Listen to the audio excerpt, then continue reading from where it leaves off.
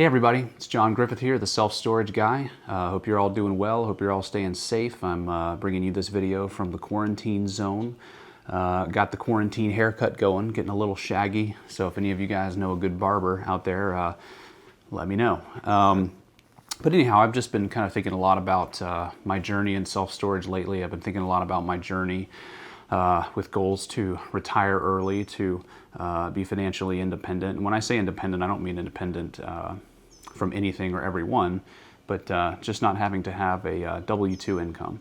So the title of this video I thought was very important. I titled it Success is Spelled W-A-I-T, Wait.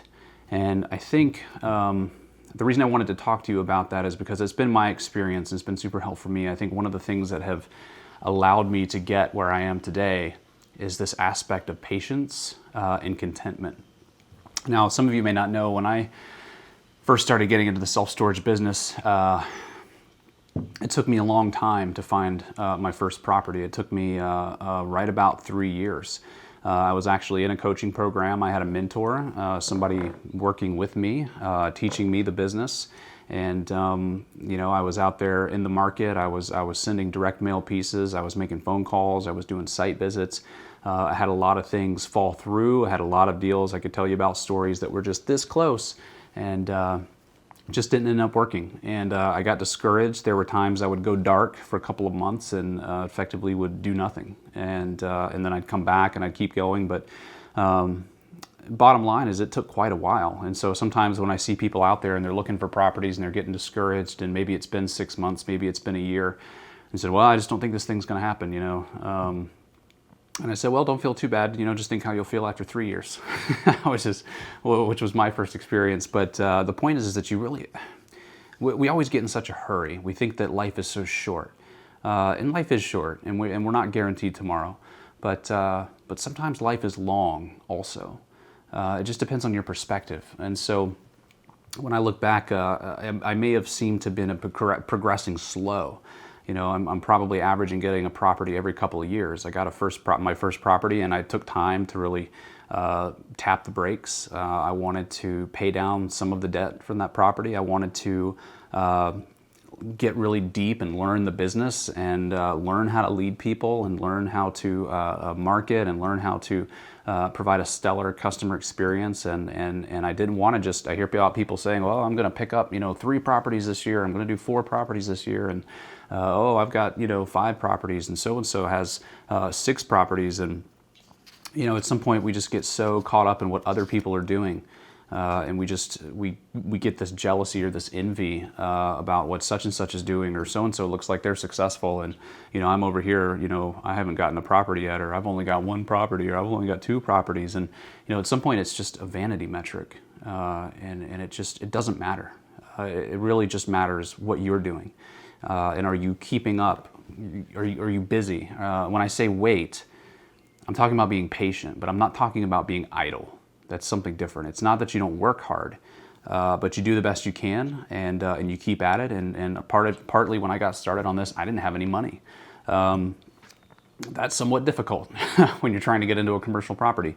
And so throughout that time that I was working, I was also saving my money. So I wasn't also blowing it and making it harder for myself. When that opportunity finally came along, I was going to be in a position to take advantage of it. And so I saved money. I continued working. I had a job where I was getting paid well, and I still have that job. I haven't left it, and so I'm using that to help fuel some of the next things that we're doing. But if you have a good job, take advantage of it. You know, don't waste it. If you've got really good earning power, don't waste it. Use it, bank it, live below your means if you're able to. There's a lot of things that we've had to be content with because we're on this journey to become financially independent. We're on this journey to be able to work for ourselves, and that means that we've had to do without some of these other things, especially people in my age cohort. Everybody's got a brand spanking new house. Everybody's got a lake house or a boat, or you know, they've got the granite countertops, and they've got the hardwood floors, and everybody's got everything, and it's got to be nice and new. And I don't want to buy anything used. I don't want to buy anything, you know, God forbid that someone else is touched. But you know, and we're normal people. We wanted to have the big house. We have a small house. I mean, our house is probably 1,400 square feet. It's not the smallest house in the world, but it's not the biggest house either. And we're super blessed, and we've just been content. And we're getting that house. We're very, very close. You know, in a little bit of time, we're going to have that thing free and clear. And then that gives us again more buying power and more cash to do some of these other things. And so delayed gratification has been a big part of, I think, what has gotten us to where we are. Yeah, there's things that we wanted. There's things that we wanted to, you know, I think everything I see in here has been given to us. I'm sitting at a table that was given to us. The couch that's behind me, I think we bought it for $75.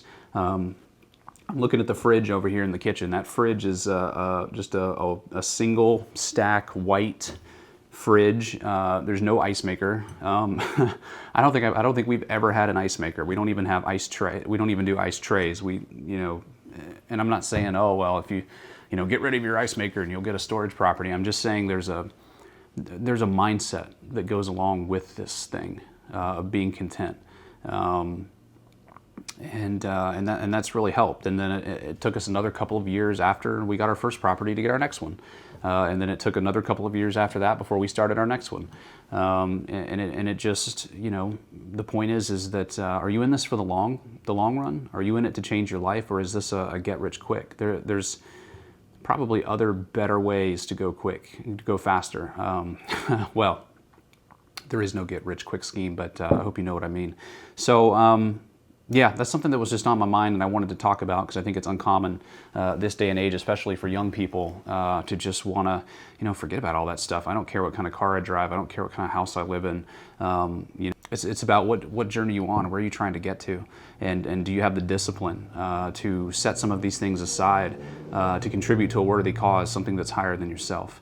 And we're just going to keep on going. And again, down in the comments, tell me what are some of your struggles right now. If you're trying to get into the storage business, is it time? Is it finances only? Is it